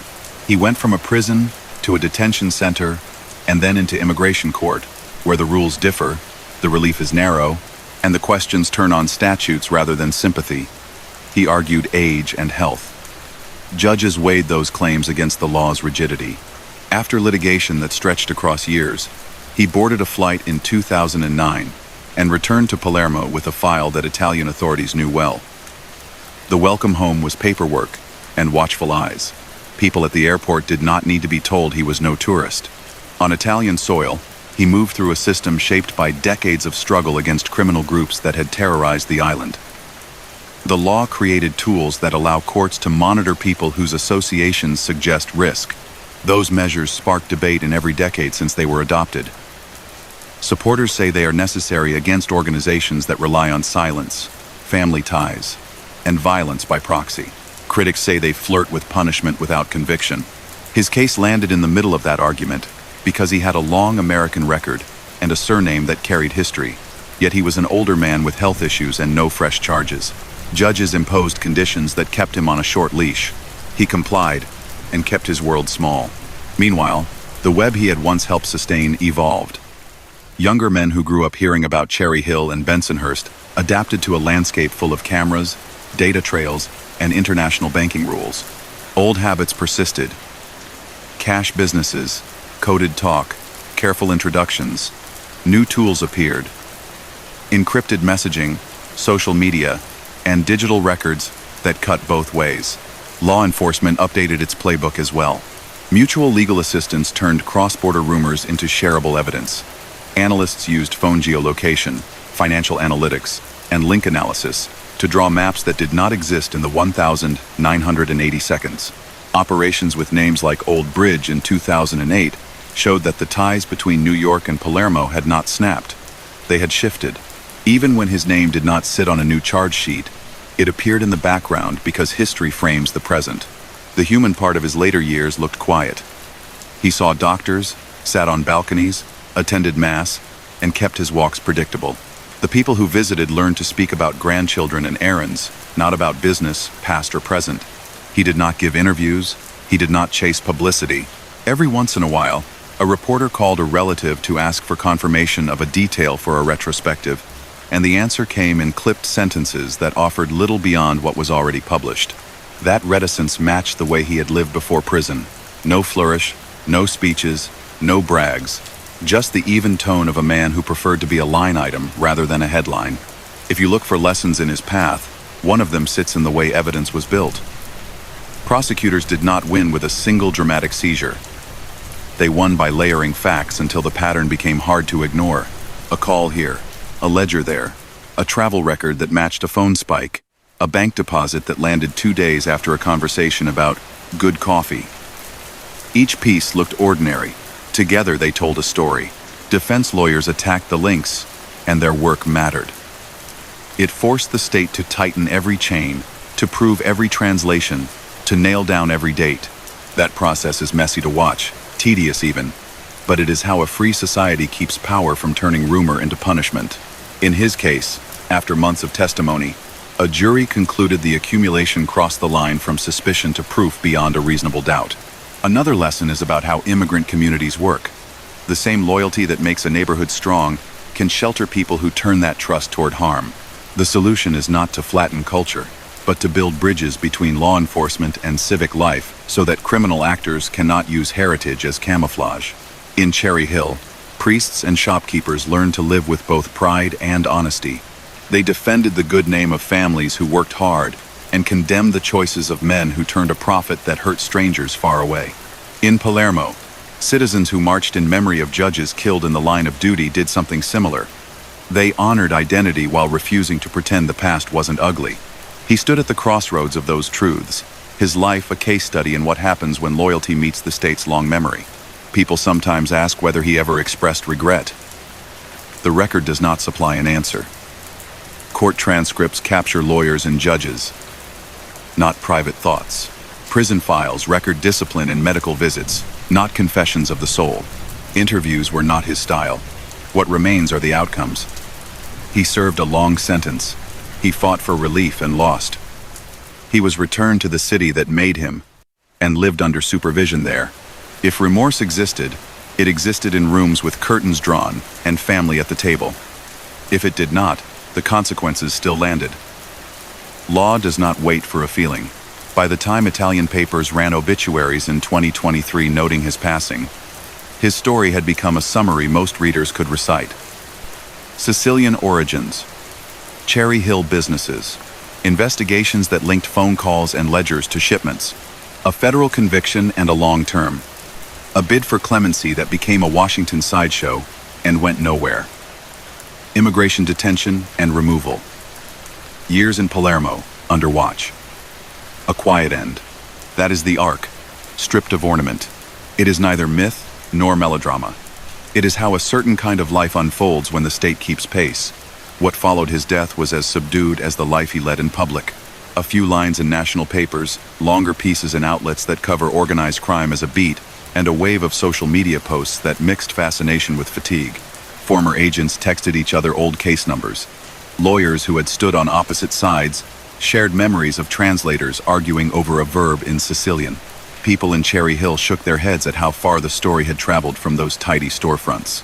In Palermo, neighbors mentioned his name and then moved on to talk about prices at the market and a local team's chances on Sunday. If you pull back now and trace the path with your finger on a map, the distance is not that large. Palermo to New York to South Jersey and back again is a short sweep across a globe that has shrunk in every practical sense. The real distance sits in the years, in the two different legal systems that measured his acts, and in the families on both continents who carried the consequences of choices made in back rooms and on phone lines decades ago. That is where the story still lives, in the space between a ledger line and a lock on a door, between a code word and a sentence, between a man's calm exterior and the disruption his trade brought to streets he never walked. Even now, researchers open those boxes and find something new to consider. A pattern missed the first time. A link between a travel record and a call that did not click until someone mapped time zones carefully. They do not find surprise endings. They find reinforcement of what courts concluded: that he was an able hand in a market that turned everyday businesses into cover for a damaging trade. That market has changed shape, not nature. The tools used to chase it have changed too. The lesson in his file, for both sides, is that patience wins more often than impulse. He built patiently. The state pursued patiently. The result took decades to arrive and will now sit on a shelf for anyone who wants to know how it was done without the gloss of fiction. If you walk past the old blocks in Cherry Hill today, nothing announces that history. A new sign hangs where an older one once stood. Children race by on bikes. Parents carry takeout boxes to cars with dealer plates from counties that did not exist when the story began. Palermo wakes each morning with the same sea air it has always had. Boats go out, bells ring. Somewhere a clerk pulls a file to answer a reporter's question or to brief a new investigator who was not born when the first wire orders were signed. That quiet continuity is the frame that holds the picture of his life. It is why the tale endures without demanding attention. It sits there, clear enough for anyone who wants to learn, patient enough for those who need time to accept that the calm man in the tidy jacket ran on discipline, not luck. And that discipline is what made both his rise and his fall inevitable in a world where the state keeps records and families keep faith. Tape machines once filled whole desks. Their wheels spun, heads clicked, and a low hum sat under every recorded word. In the years when his calls mattered most, agents sat in small rooms, listening to those machines while translators leaned in with headphones and notepads. The translators were often men and women who had left southern Italy for New York and New Jersey in the 1,950 seconds and 1,960 seconds. They knew dialect, cadence, and the way cousins joke when they think no one else is listening. They also knew how ordinary talk can carry a second meaning if speakers share a trade. That skill turned chatter into evidence and helped prosecutors pair sounds with calendars, invoices, and the unremarkable geography of suburbs where most days pass without a headline. The learning curve was steep. Early on, some cases wobbled because jurors were not convinced that words about bread or coffee signaled anything more than food. Prosecutors adapted. They stopped relying on a single clip to carry weight and started stacking small pieces. A call on a Wednesday, a flight on Friday, a bank deposit on Monday, each fact alone looked benign and together looked like planning. When a courier who had flipped described how meetings were scheduled in cafes where the espresso was good and the rooms were loud enough to provide cover, the human details made the picture clearer. Defense counsel pushed back hard, pointing out that immigrants build their lives around food, family, and small business, and that any outsider can hear secrets in a dialect they do not really understand. Juries had to decide which side made more sense when all the pieces sat on the same table. His role in those files always looked the same: a coordinator who valued timing and privacy. He had grown up in Palermo, learned the rhythms of work early, and brought that discipline with him to New Jersey. He chose businesses that matched his skills and background. An import firm that brings in olive oil, canned tomatoes, and coffee needs logistics. It needs a calendar that links ships to trucks, trucks to storerooms, and storerooms to registers that ring all day.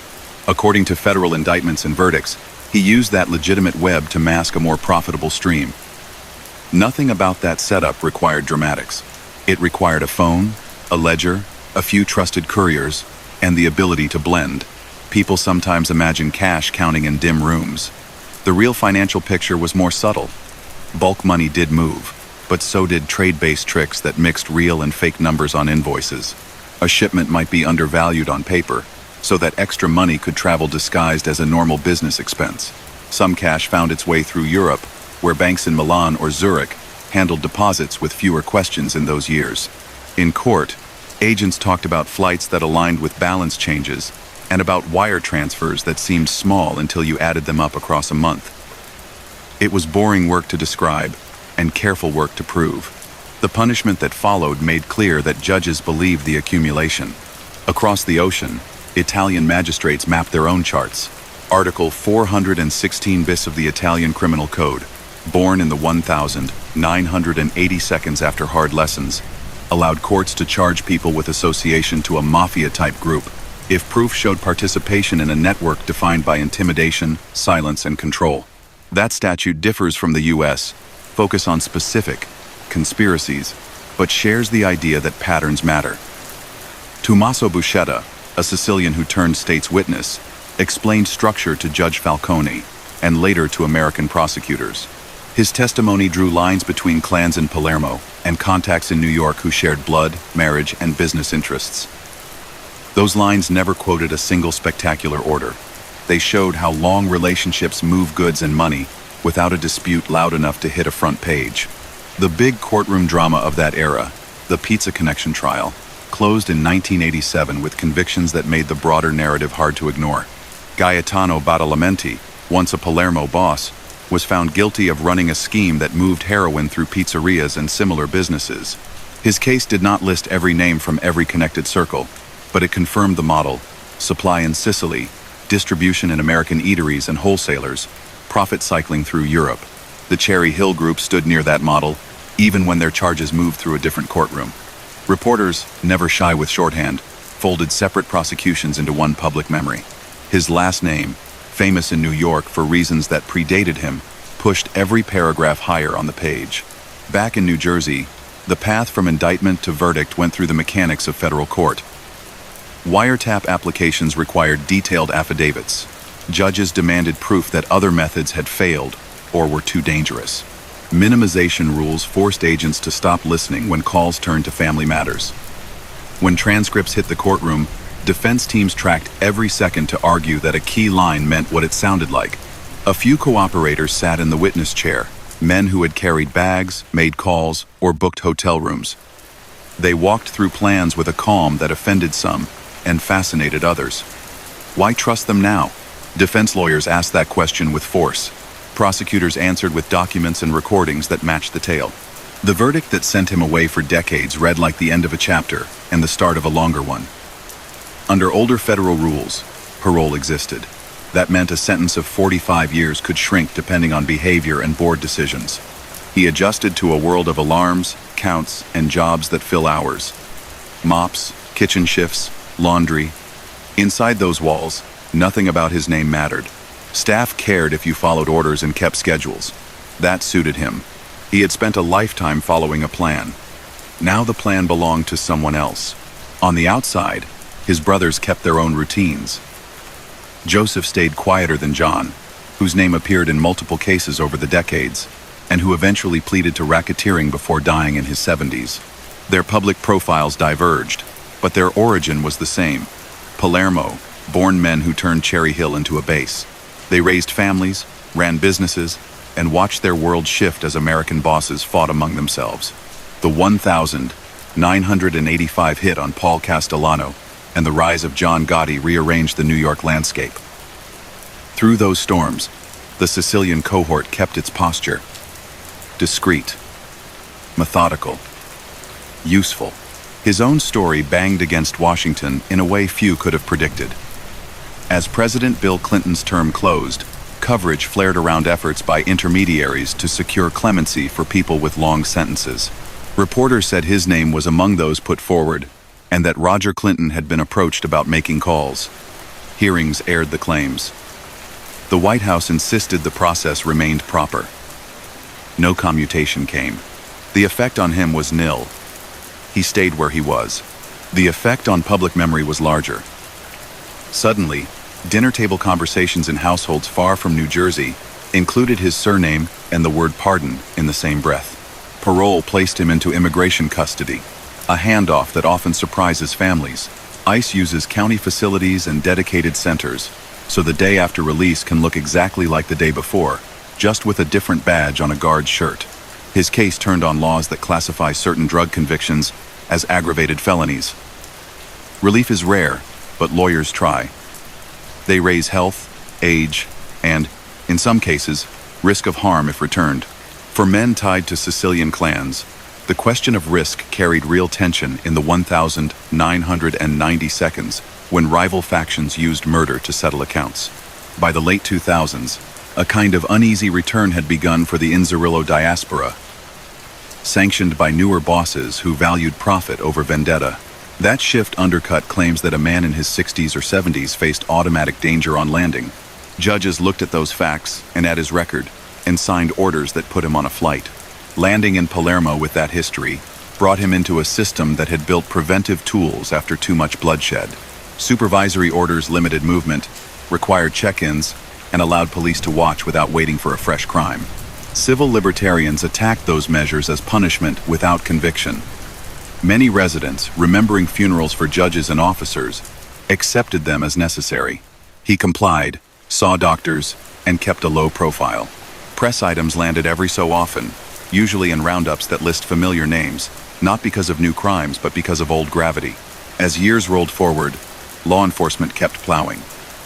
In 2008, Operation Old Bridge showed that ties between the Gambino family in New York and Sicilian counterparts had not dissolved. Investigators described meetings, money flows, and coordination across the ocean. The point was not that nothing had changed since the 1,980 seconds. The point was that kinship and shared profit still glued people together even as communications and banking moved into the digital era. His name served as backstory in articles about that case, a reminder of how the bridge was built. People often ask about money, what happens to it when a network falls. Asset forfeiture takes a bite. The government can seize proceeds and property linked to crime once it proves the link.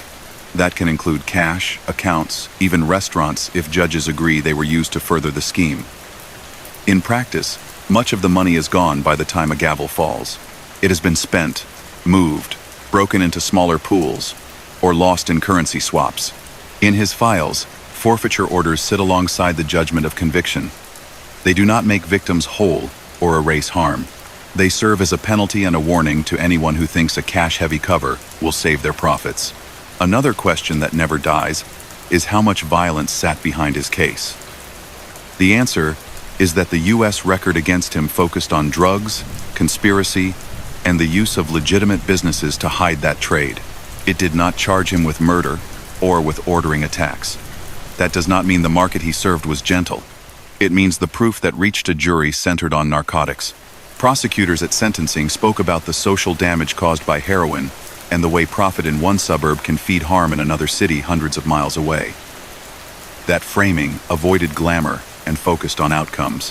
When Italian papers reported his death in 2023, the notices carried a tone of finality. They said he died in Palermo, noted his age, and sketched the outline that had shown up for years. Sicilian origins, Cherry Hill businesses, heroin conspiracy, long sentence, failed clemency, deportation, quiet years under watch. Friends and critics both nodded at the summary because it aligned with documents, not rumors. His passing did not close the book on the era. It marked the end of one voice in a long conversation about law, loyalty, and how global markets grow in places that feel small. What came after was the slow work of memory. Former agents spoke at retiree lunches about the cases that kept them up at night. Translators told young prosecutors how to hear more than words when dialect and context blend. Defense lawyers taught new associates that pushing hard on every assumption is a duty, not a trick. Families in Cherry Hill looked back with mixed emotions. Pride in hard work, embarrassment about headlines, sorrow for the damage addicts suffered in cities they never visited. In Palermo, the next generation carried on. more interested in jobs and travel than in the names that filled their grandparents' stories. His story sits now in a space between warning and history. It shows how patience, method, and family bonds can move serious money without flash. It shows how a state with patience of its own can build a case out of tiny stones until the path points one way. It shows that even a long sentence can end without spectacle, that deportation can be the last official act in a saga that began with a suitcase and a phone book. It also shows that communities survive. Cherry Hill did not crumble. Palermo did not freeze in place. Life went on, even as archives kept the details for anyone who wants to know how the calm man with the tidy jacket played his part in a trade that altered lives far beyond the rooms where plans were made. There are still unused angles in the boxes. A shipping anomaly that only makes sense once you learn the port schedule that month. A hotel registry in Zurich that connects two names otherwise seen on separate pages. An airline receipt with a seat number that places a courier next to a man who said he never met him. Researchers pull those threads now not to reopen the case but to understand the mechanics. They do it because understanding how things worked then helps stop the next version. The work is dry, precise, and essential. It is, in a way, the mirror image of the habits that fueled his success, small acts repeated, until they add up. Walk past those Cherry Hill storefronts today, and you will see families picking up dinner, teenagers staring at their phones, and delivery drivers hurrying to cars. It looks like any other strip in any other suburb. In Palermo, mornings still smell like oranges and salt. Scooter horns chirp. Church bells mark the hour. Somewhere, a clerk pulls a box, reads a line that once made a juror raise an eyebrow, and closes the lid. The line between then and now is thin but real. It runs through a man who kept his voice low, through shops that sold espresso and bread, through ledgers that balanced until they didn't, and through courts that turned quiet patterns into a verdict that reshaped a life. A clerk in Newark once joked that the only glamour in these stories is the shine on a polished courtroom floor. He said it while sliding a stack of transcripts into a box, with a name written in marker that everyone recognized. The joke stuck because it was true. What happens in those pages is routine turned consequential. A call that sounds dull is replayed until it becomes meaningful. A receipt that looks ordinary sits next to a ledger until a juror sees alignment. The man at the center of this file built a life on that same law of accumulation. Small acts, repeated, hidden under the cover of real commerce. In the end, the state answered with its own patience. That is the rhythm that ran from Palermo's markets to Cherry Hill's parking lots and back again. Life in Cherry Hill taught him that appearances can be armor. The shops smelled like sauce and espresso. Kids carried slices to tables. Delivery drivers came and went all day. People paid in cash.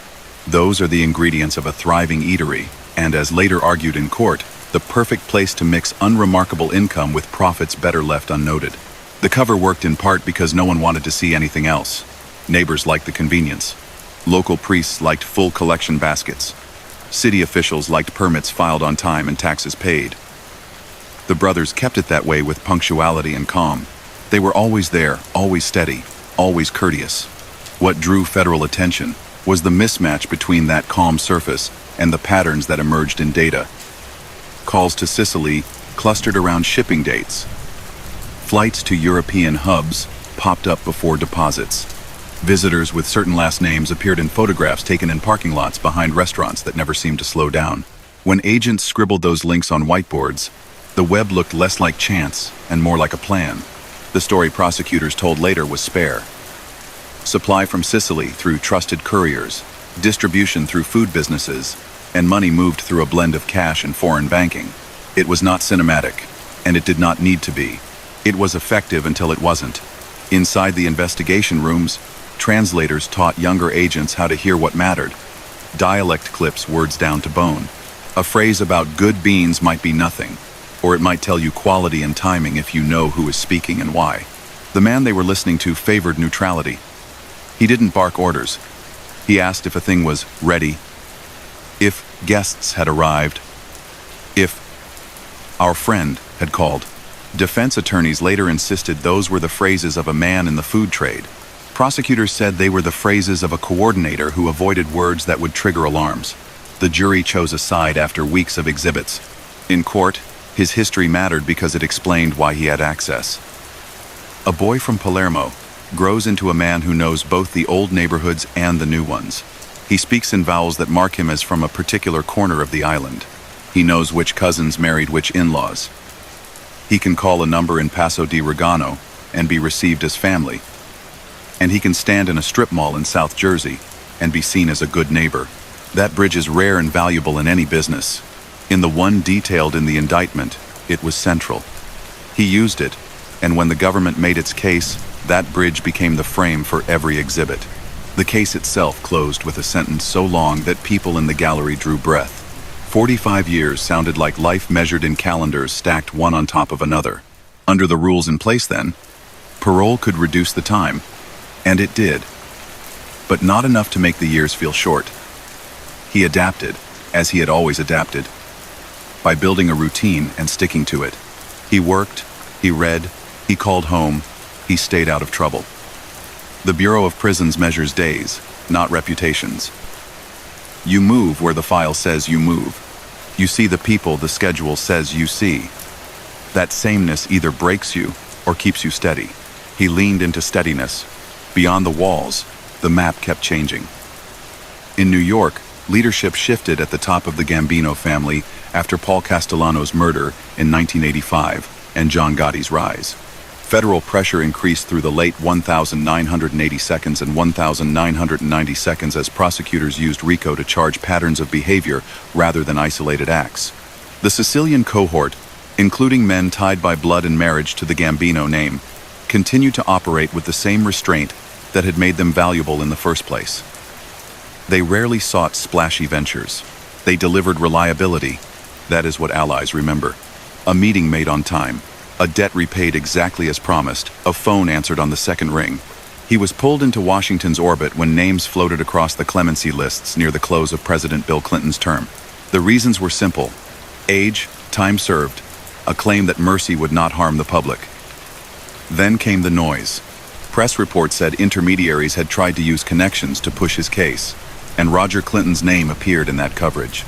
The story burned hot for a week, and then cooled when no commutation issued. He stayed where he was. The case file picked up an extra folder labeled with a year and a headline.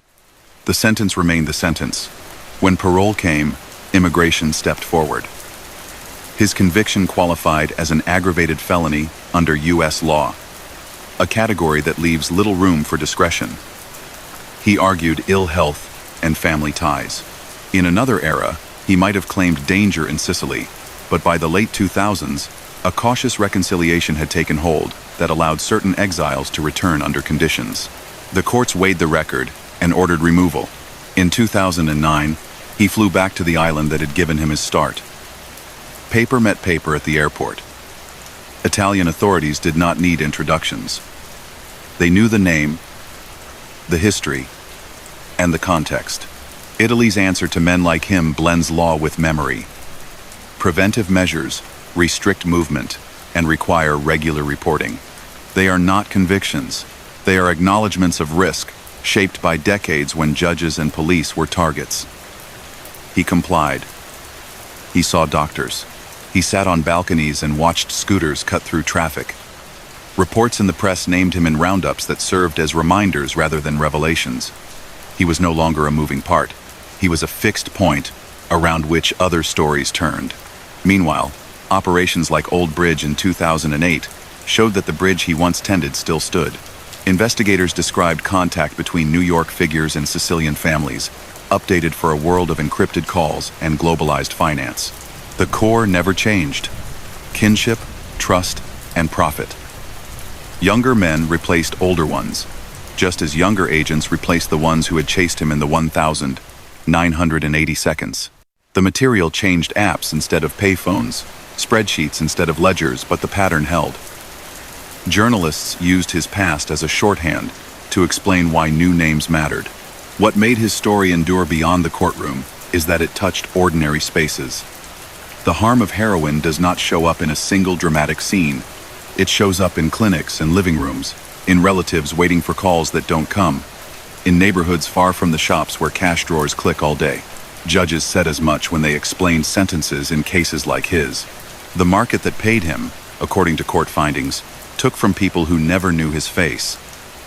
That disconnect is part of why the law pushed so hard. There were no public confessions, no interviews that tried to rewrite the past. He had never been a man for speeches. Family knew what they knew. Lawyers kept to the record. Friends from the old days remembered calm, reliable habits. Critics remembered the damage. The file shows a long sentence served, a failed clemency bid, removal, and years under watch back where he started. In 2023, Italian media reported his death in Palermo. The notice was brief and unsurprising.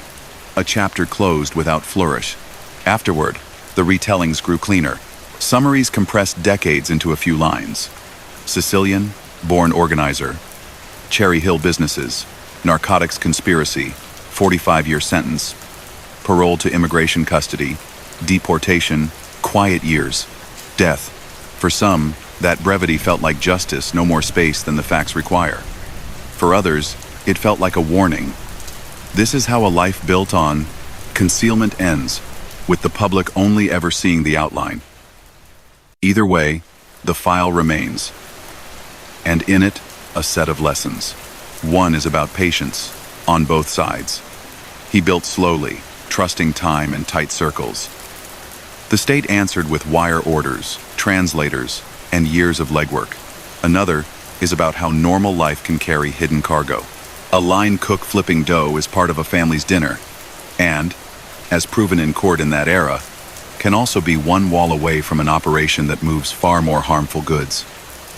A third is about community resilience. Cherry Hill kept its balance. Palermo kept its pace.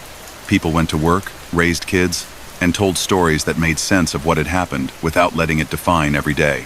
If you listen to veterans who work those cases, they talk about the value of details. A clerk noting a mismatch on a shipping bill. A customs officer pulling a container for a second look because a sending company's address looked wrong. A typist who kept names spelled correctly across hundreds of pages. Those small acts, stacked together, built the case that held. The defense did its part too, forcing the government to prove each link, to earn each inference, to justify each translation. The result has weight because the process had teeth. Toward the end, what remained for him were small comforts. A seat by a window, a favorite pastry from a bar that opened before sunrise, calls with family that covered daily errands, and doctor's advice. He was not the first or the last to find quiet at the edge of a loud history. His surname will always draw attention in certain circles, and his file will always be a teaching tool for people trying to understand how transatlantic networks look up close. But the final image is simple. An older man walking home along a street that smells like sea air and oranges, the past behind him in papers that others will read, the present reduced to a set of steps on sun-warmed stone. If a young investigator asks why this story matters now, an older one might point to the way globalization keeps creating new versions of the same problem. Goods move faster, money moves faster, people move with phones that can hide or reveal everything. The habits on display in his case, discipline, discretion, reliance on kinship, still give shape to markets that avoid attention. The answers on display in his case, cooperation across borders, respect for process, care with language, still form the best response. That is the legacy worth holding on to, long after the shops changed hands and the balconies belonged to someone else. In the end, there is not much more to add without fiction. The record carries what it carries. A child of Palermo crossed an ocean, built businesses, and, according to juries, wove illegal trade into legal work. He was convicted, served decades, returned, and died in the city of his birth. The rest is commentary, some of it angry, some of it fascinated, all of it grounded in a simple truth. Choices accumulate, so do consequences. The distance between them can be measured in years, in miles, and in the quiet of a morning when the only sounds are footsteps, a church bell, and the snap of a newspaper that carries, for one last time, his name. The last pages of his story live in quiet places. A researcher in a library scrolls through digitized newspapers and pauses at a headline from the early 1980 seconds. A young prosecutor reads an appellate decision that affirms a conviction built from tapes, ledgers, and travel records.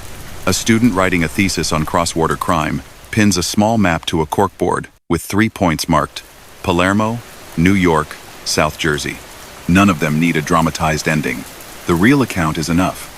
The rise of a careful organizer inside a tight circle, the case that followed, the long sentence, the immigration handoff, the return to Italy, and a final stretch lived under watch, until Italian press reported his death in 2023. That arc is documented. The rest is commentary. If you listen to people who were there, agents, interpreters, defense lawyers, they talk about him in terms that match the record. He was steady. He avoided theatrics. He built relationships that crossed an ocean. According to indictments and verdicts, he helped sustain a conspiracy that moved heroin into the United States, while using food businesses and import firms as cover. Those are the what and the how, found in charging papers and trial transcripts. The why rarely appears in files. Profit is the obvious answer, but there is also the pull of a system that rewards discretion and punishes disloyalty. In that world, a man who keeps his voice low and his schedule tight earns trust. He did, and for years it worked. When cases finally landed, they relied on accumulation. A phone call that used the word coffee and a ledger line that matched a shipment date. A courier's testimony explaining hotel rooms, code words, and envelopes. A customs seizure that, when traced back, touched a sending address in Sicily and a receiving business in New Jersey. The pattern convinced a jury beyond a reasonable doubt. The sentence reported at 45 years under older federal rules that allowed parole told the public that the court saw scale, persistence, and harm. He served decades. He petitioned for relief and lost. He sought clemency and became a brief Washington story when media reported that intermediaries tried to push his case near the end of President Bill Clinton's term. No commutation followed. Later, other administrations heard chatter about mercy for various long-serving inmates. Again, nothing changed in his file. Time, not a handshake, moved him forward. Parole, under the old law, placed him into immigration custody. The legal label attached to his conviction, aggravated felony, left little room to maneuver. He argued health and family ties. Courts weighed statutory limits and the changed landscape in Sicily, where the violent feuds that sent relatives abroad in the early 1982 had cooled under new leadership that prized profit over vendetta. In 2009, he was removed to Italy. The arrival did not erase the past. It placed him inside a system that, after the murders of judges and officers in earlier decades, had built preventive tools to monitor people whose histories and associations raised alarms. He lived with conditions, kept appointments, and kept his world small. People sometimes want a confessional epilogue, a moment where a man looks back and says what it all meant. The record offers none. He did not give interviews. He did not write a memoir. He maintained the reserve that had defined him. What remains are facts that can be checked. Conviction on narcotics conspiracy charges. A long federal term. Failed appeals. An unsuccessful clemency bid. Immigration detention. Removal to Italy. Supervision under Italian orders. Reports of his death in Palermo in 2023. Those points are the bones of the story. Around them, communities filled in the muscle and the skin. In South Jersey, the memory of the Cherry Hill period softened as storefronts changed hands and families moved. Yet older residents can still point to places where vans once parked for hours, while agents listened to lines that clicked in time with espresso machines. They remember that the businesses were real, that the food was good, and that daily life went on even as investigations gathered pace. In Palermo, the memory is heavier. Names of magistrates who died for their work are spoken with reverence. Anti-Mafia groups teach schoolchildren how extortion works and how to resist it. While his case centered on narcotics rather than street shakedowns, it still sits inside that larger civic struggle. A society insisting that private networks will not overwhelm public rules. The market he once helped supply changed shape. In the United States, heroin's share of drug headlines gave way to synthetic opioids made elsewhere and distributed through new channels. Routes shifted, methods modernized. Sicily's role in that specific trade diminished compared with earlier decades. Yet the lessons from his case did not expire. Investigators still map phone metadata, still pair travel with bank movements, still rely on translators when dialect turns a simple phrase into a clue. Prosecutors still stitch together conspiracies from small pieces. Defense lawyers still force every link to be proved. That's the healthy friction that keeps big cases honest. There is a temptation to judge a life like his by extremes, either to glamorize patience and profit, or to reduce everything to a cautionary banner about harm.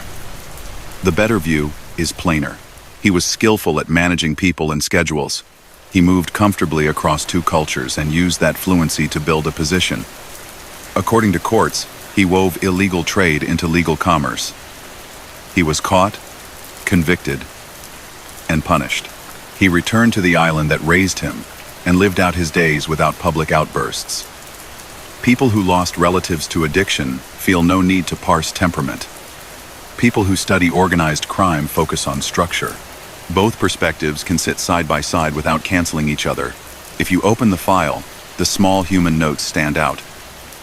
A probation report with letters from family describing a father who kept bills paid and kids clothed. A judge's comment at sentencing about the unseen victims who drift into clinics far from the defendant's neighborhoods. A defense motion, arguing that translations softened crucial verbs. An appellate paragraph explaining why circumstantial evidence can be enough when it points consistently in one direction. None of that is cinematic. All of it is the real work that sent him away for years and brought him home with a quieter name. His brother's deaths closed out the public side of the Cherry Hill cohort. Joseph died first, his passing noted in short items that reminded readers of old investigations. John died later, remembered as a bridge between Sicilian-born associates and the American wing of the Gambino family. Their departures marked the end of a generation that had built influence by staying out of the flash and relying on discipline. The younger men who grew up hearing those stories faced a different world. Encrypted messaging, cameras on every corner, financial systems that flag unusual patterns in seconds. The old methods still work in pieces. The new risks narrow the margins. Ask a retired agent what they remember most, and many will say the translators. Without them, the tapes would have been noise. They heard shades that others missed, catching how a clipped verb might mean send rather than bring, or a pronoun might include a third person never named. They taught jurors to listen the same way, to hear how context matters when cousins speak quickly. Ask a defense attorney, and they may tell you about the importance of making the government earn every inference, because coded talk is fertile ground for overreach. Those paired lessons listen carefully. Test everything are the gears that keep justice from drifting into presumption. Ask a neighbor from that era, and you might get a different angle. He was polite, they'll say. He paid for school fundraisers. He kept his stores clean. Those observations do not erase a conviction for moving drugs. They remind you that people who do harm at scale often do it from behind normal facades, not through movie scene mayhem. That is why the case matters, as history for communities as well as for courts. It teaches how to hold two thoughts at once, that you can cherish your neighborhood's culture and still face the damage a few members caused. In the final accounting, the all crimes and things he did that belong in the public record are the ones a court proved. Participation in a conspiracy that trafficked heroin, use of legitimate businesses to facilitate that trade, and related acts that kept the network running. The files do not add murder or bombast to his name. They add pages of logistics, phone logs, and cash flows. They add immigration forms and deportation orders. They add a closing line in 2023 that said he died in Palermo, the city where he first learned to keep time and where he learned, at the end, to live within boundaries set by others. What should a listener take from all this before turning off the light? Perhaps this. Systems matter. The one he served rewarded quiet efficiency. The one that judged him rewarded patience and proof. Families matter too. His gave him an entry point and, later, a small circle to return to. Communities matter most. They carry the weight of both damage and repair. Cherry Hill kept serving dinners and sending kids to practice. Palermo kept opening markets and teaching young people why law counts. Somewhere between those two places, the lesson lands. Appearances can hide harm for a while, but records catch up. There is no twist waiting after that. The boxes stay on the shelf. The transcripts keep their thin, rustling sound. The storefronts change signs. The sea in Palermo smells the same in the morning. A clerk still pulls a file when a reporter calls for a date, and an old agent still tells a young one to listen twice before deciding what a word means. The man at the center is gone. The patterns he rode and the tools that stopped him remain. That is the kind of ending real life gives, plain, complete, and lasting in the way that makes a person close the book, breathe out, and know that what matters next is not the myth of a name but the work of keeping ordinary streets honest. And that brings us to the end of tonight's story from the Silent Empires. Rosario Gambino here, thanking you for joining me in this quiet reflection on loyalty, power, and legacy. If this story helped you unwind tonight, don't forget to like the video, subscribe, and join our family for more stories of gangsters and forgotten empires. Over 90% of our viewers watch but haven't subscribed yet, so if you enjoyed this story, your support truly helps us keep bringing more powerful tales to life. Share your city and the time you're listening in the comments. I always enjoy seeing how far these stories reach. Until next time, may the silence of the empire rest over you, and may the whispers of history carry you gently into sleep. Good night.